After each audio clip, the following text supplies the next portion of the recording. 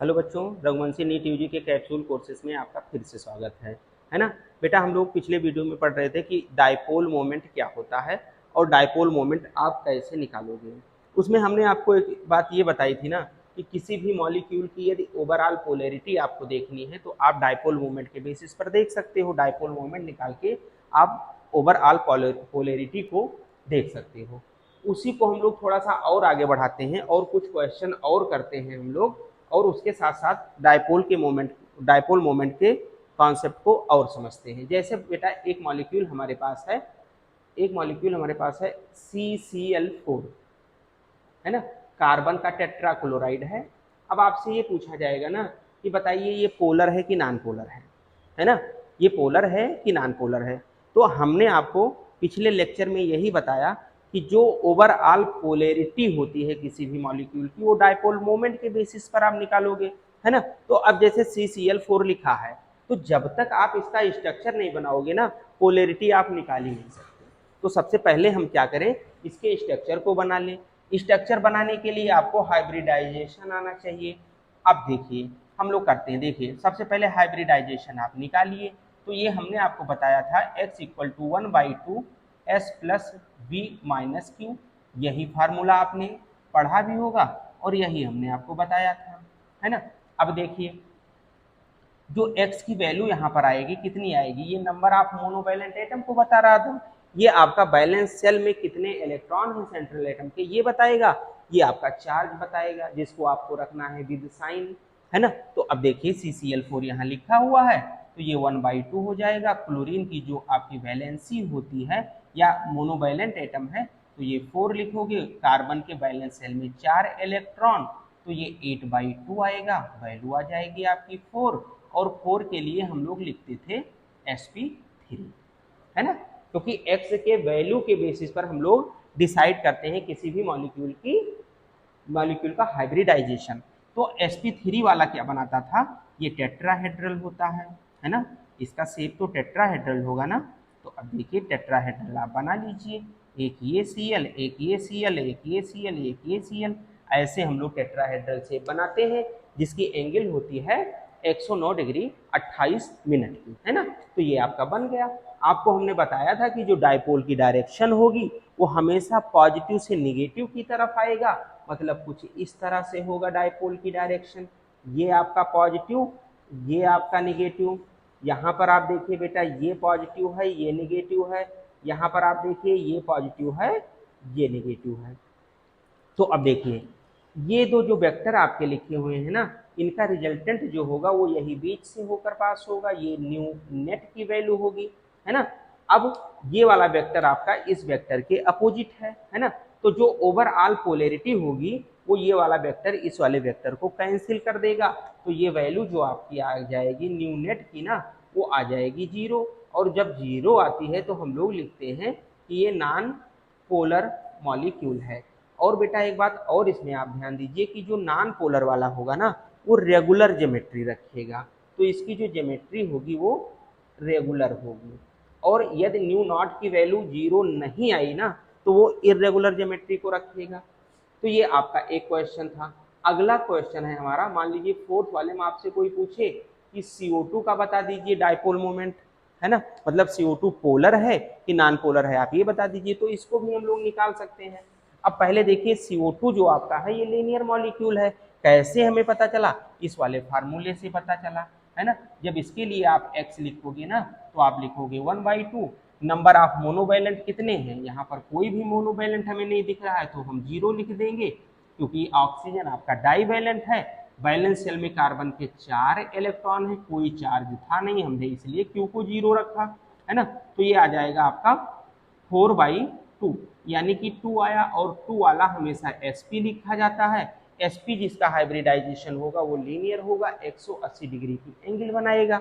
यही तो हम लोग पढ़े हैं। तो जो कार्बन होगा ये डबल बॉन्ड से ऑक्सीजन के साथ जुड़ा होगा और एक इधर डबल बॉन्ड से ऑक्सीजन के साथ जुड़ा होगा। अब ओवरऑल यदि हमें पोलैरिटी बनानी है तो हम लोग क्या करेंगे, आप पॉजिटिव टू निगेटिव ही तो डायपोल बनाते हो, हम लोग कुछ ऐसे ही बना लेंगे, पॉजिटिव से निगेटिव। तो ये वाला वेक्टर इस वाले वेक्टर को कैंसिल कर देगा, तो जो न्यू होगी वो न्यू नेट की जो वैल्यू आएगी ना वो क्या आ जाएगी, 0 आ जाएगी। और 0 वाला आपका होता है नॉन पोलर। तो इस तरह से आपको कर लेना है। और एग्जाम्पल हम लोग ले लेते हैं, जैसे कि आपका 5th वाला एग्जाम्पल है SO2। इसको देख लीजिए, SO2 का स्ट्रक्चर आप बनाइए। SO2 जो आपका होता है ये बी शेप्ड स्ट्रक्चर रखेगा, बेंट बनेगा, है ना। तो एक यस आपका ऐसे होगा sulphur, double bond with oxygen, double bond with oxygen से अटैच है। अब देखिए बैलेंस सेल में 6 इलेक्ट्रॉन थे, 2 अभी लोन पेयर के फॉर्म में प्रेजेंट रहेंगे। अब देखिए हम लोग क्या लिखेंगे, पॉजिटिव टू निगेटिव, है ना। डायपोल की जो डायरेक्शन होती है वो पॉजिटिव टू निगेटिव। ऑक्सीजन की इलेक्ट्रोनिगेटिविटी ज़्यादा होती है ड्यू टू स्मॉल साइज, है ना। और सल्फर की इलेक्ट्रोनिगेटिविटी ऑक्सीजन से कम होती है क्योंकि सल्फर का साइज जो है वो ऑक्सीजन से बड़ा है। इधर भी आप पॉजिटिव टू निगेटिव रखोगे, है ना। और यहाँ पर आप देखिए ये जो लोन पेयर इलेक्ट्रॉन प्रेजेंट है ना ये भी तो निगेटिव है, तो ये जो आपका होगा वो इस डायरेक्शन में वेक्टर बन जाएगा। इन दोनों का जो रिजल्टेंट होगा वो बीच से होकर पास होगा, मतलब जो न्यू नेट होगा वो यहाँ पर होगा। अब देखिए दो वेक्टर फिर इक्वल और अपोजिट है, लेकिन यहाँ पर चार्ज कुछ और है। यहाँ ऑक्सीजन यदि होता ना तो हम लोग लिख देते कि 0 होगा, लेकिन यहाँ पर चार्ज कुछ कम जो है और है, तो ओवरऑल जो पोलैरिटी आएगी वो 0 हो ही नहीं सकती, क्योंकि ये वाला वेक्टर इसको नहीं कैंसिल कर पाएगा, क्योंकि यहाँ पर चार्ज आपका ऑक्सीजन था, यहाँ पर आपका लोन पेयर इलेक्ट्रॉन है। तो यहाँ पर जो न्यू नेट जो आपका होगा ना ये नॉट इक्वल टू 0 होगा, मतलब ये पोलर मॉलिक्यूल होगा, है ना। तो इस तरह से पोलैरिटी आपको निकाल लेनी है। और एग्जांपल आपको हम बताते हैं, है ना। जैसे इसको हटा दें, जैसे आपका वाटर है ना। नोट कर लीजिए, जैसे आपका वाटर मॉलिक्यूल है, इसमें देखिए कि ये पोलर है कि नॉन पोलर है। वाटर को हम लोग कैसे बनाते हैं, बी शेप्ड होता है या बेंट होता है ना। इस तरह से वाटर मॉलिक्यूल का स्ट्रक्चर होगा। 2 लोन पेयर इलेक्ट्रॉन पाए जाएंगे इस पर, है ना। कुछ इस तरह से हमने अभी आपको बताया कि जो वेक्टर की डायरेक्शन होगी वो हमेशा पॉजिटिव टू निगेटिव होगी। यहाँ पर हाइड्रोजन की इलेक्ट्रोनिगेटिविटी कम है, ये पॉजिटिव होगा, और जो ऑक्सीजन है ये निगेटिव हो जाएगा।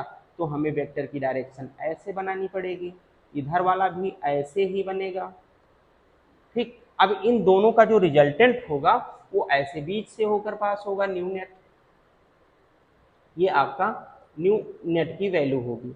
यहाँ पर जब आप देखोगे तो ये ऐसे खींच रहा होगा, ये ऐसे खींच रहा होगा, तो यहाँ कोई भी आपका वेक्टर दूसरे वेक्टर को कैंसिल नहीं कर पा रहा है, मतलब ये पोलर होगा ही होगा, क्योंकि सबकी डायरेक्शन लगभग सेम है ना। तो इसमें जो न्यू नेट निकल के आएगा वो नॉट इक्वल टू 0 ही होगा, और जहाँ नॉट इक्वल टू 0 है हम बोल देंगे पोलर है और इर्रेगुलर ज्योमेट्री को रखता है ना।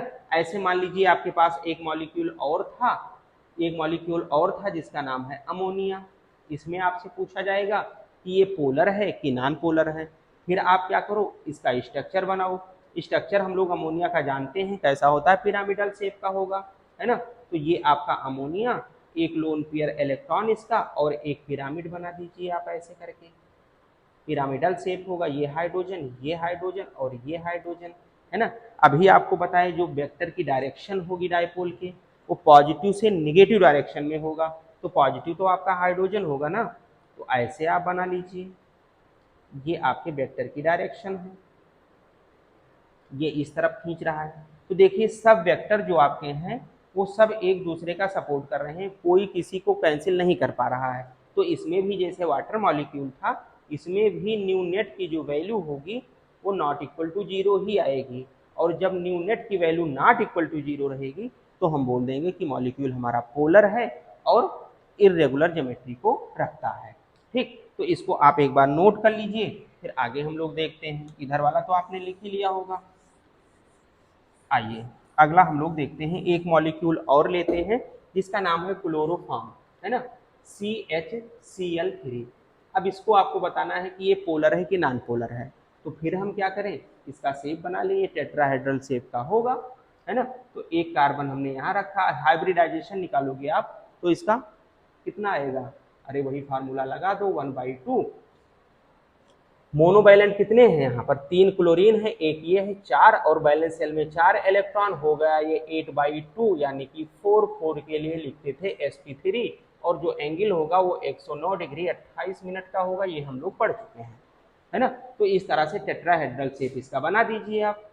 ये देखिए बन गया आपका tetrahedral shape, Cl Cl H और एक Cl यहाँ रख दो, यही तो CHCl3 है। अब देखिए वेक्टर की डायरेक्शन देखिए, पॉजिटिव टू निगेटिव, हम लोग ऐसे चलेंगे पॉजिटिव से निगेटिव, इधर क्या करेंगे पॉजिटिव टू निगेटिव, ऐसे पॉजिटिव टू निगेटिव, ये भी आपका होगा पॉजिटिव टू निगेटिव, ये कैसा होगा पॉजिटिव टू निगेटिव। ठीक, अब देखिए जो ये दोनों वेक्टर है ना, यहाँ पर देखिए ये क्लोरीन क्लोरीन क्लोरीन, इन दोनों का जो नेट होगा वो बीच से होकर पास होगा, जो कि इसको कैंसिल कर देगा, है ना। लेकिन जो आपका हाइड्रोजन वाला है इसको कोई भी कैंसिल नहीं कर पाएगा, क्योंकि कोई आपका और एटम है ही नहीं, तो इसकी वजह से कुछ ना कुछ पोलरिटी आपको मिल जाएगी, बाकी क्लोरीन वाली तो कैंसिल हो जाएगी, तो इसमें भी जो न्यू नेट होगा वो 0 नहीं होगा, मतलब ये भी मॉलिक्यूल आपका पोलर ही होगा। तो इस तरह से हम लोग इसकी पोलरिटी को देख लेंगे, है ना, मॉलिक्यूल की पोलरिटी आप ऐसे निकालोगे। ठीक, कुछ एग्जाम्पल हम लोग और देखेंगे, उसके बारे में आपको और बताएंगे। जैसे मान लीजिए लिखा हुआ है आपके पास एक न्यूमेरिकल, हम एक क्वेश्चन और ले लें, जैसे लिखा हुआ PCl5, अब ये आपका पोलर है कि नॉन पोलर है, इसको भी आप देख लीजिए। अब PCl5 का निकालने के लिए हम लोग क्या करेंगे, आप इसका हाइब्रिडाइजेशन पहले देख लो कि शेप कैसा होगा, 1/2 लिखेंगे, मोनोवैलेंट कितने हैं 5, फास्फोरस के बैलेंस शेल में 5 इलेक्ट्रॉन, तो ये 10/2 हो जाएगा, मतलब आ जाएगा 5, और 5 के लिए लिखते थे sp3d, इसका हाइब्रिडाइजेशन बना, और जब sp3d हाइब्रिडाइजेशन होगा तो हम लोग लिख देंगे इसका जो शेप होगा ना, ये होगा ट्राइगोनल प्लेनर शेप का, ट्राइगोनल प्लेनर होगा, और जो इसकी एंगल होती थी वो कितनी थी ट्राइगोनल प्लेनर की, 120 डिग्री था, और आपका 90 डिग्री होता था, और 180 डिग्री, 3 एंगल इसमें आपको मिलेंगे। कैसे मिलेंगे ये हम लोग देखते हैं, है ना। इसको हटा दें थोड़ा सा, और आप PCl5 का स्ट्रक्चर बना लीजिए। जो PCl5 है बेटा वो कुछ इस तरह से बनता है, एक आपका क्लोरीन यहाँ आ गया, एक क्लोरीन यहाँ आ गया, और एक क्लोरीन यहाँ आ गया, है ना। अब इसमें आप देखिए ये एंगल कितना होगा, कुछ इस तरह से बनाए हैं हम, आप थोड़ा सा इस पर देख लीजिए, ऐसे करके ये बना हुआ है, तो ये जो एंगल आपको दिख रहा है वो 120 डिग्री का होगा, ये, है ना। उसके बाद एक इस तरह से बना हुआ है, तो ये वाला एंगल जो आपको दिखेगा ये 90 डिग्री का होगा, और यहाँ पर आप देखिए ये हम रेड पेन यूज कर दे रहे हैं, ये आप देख लीजिए ये जो एंगल होगा वो 180 डिग्री का होगा। तो इस तरह से हम लोग जो है 3 एंगल लिख लिए हैं।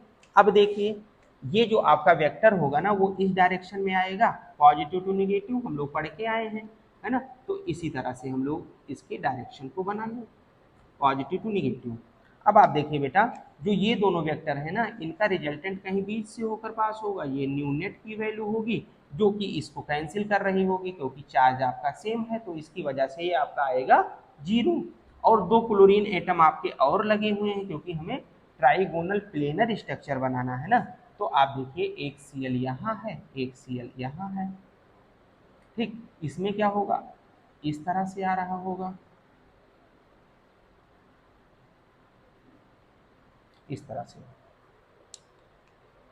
ठीक। अब देखिए ये वाला जो वेक्टर है इस वाले वेक्टर को कैंसिल कर देगा, तो जो ओवरऑल पोलैरिटी होगी मतलब न्यू नेट होगा वो आ जाएगा आपका 0, और जहां पर ये 0 आएगा हम लोग कह देंगे कि ये आपका क्या है, एक पोलर मॉलिक्यूल है ना। 0 आया तो नॉन पोलर लिखोगे ना, पोलर क्यों लिखोगे, ये आपका नॉन पोलर मॉलिक्यूल है। और ये जो शेप बनेगा ना इसे आप क्या कहोगे, आप ऐसे करके देख लीजिए, ये जो आपका शेप बनेगा वो कुछ इस तरह से बनेगा, है ना। ये आपका ट्राइगन बन गया, है ना, और 2 पिरामिड भी बनेगा इसमें, है ना। एक आप इधर देखोगे, एक पिरामिड इधर बन रहा होगा, और एक पिरामिड इधर बन रहा होगा, और एक इधर एक इधर, तो कैसा शेप हो गया, ट्राइगोनल और 2 पिरामिड, है ना। तो इसे हम लोग ट्राइगोनल प्लेनर नहीं लिखेंगे, इसको आप लिखोगे ट्राइगोनल बाईपिरामिडल, है ना।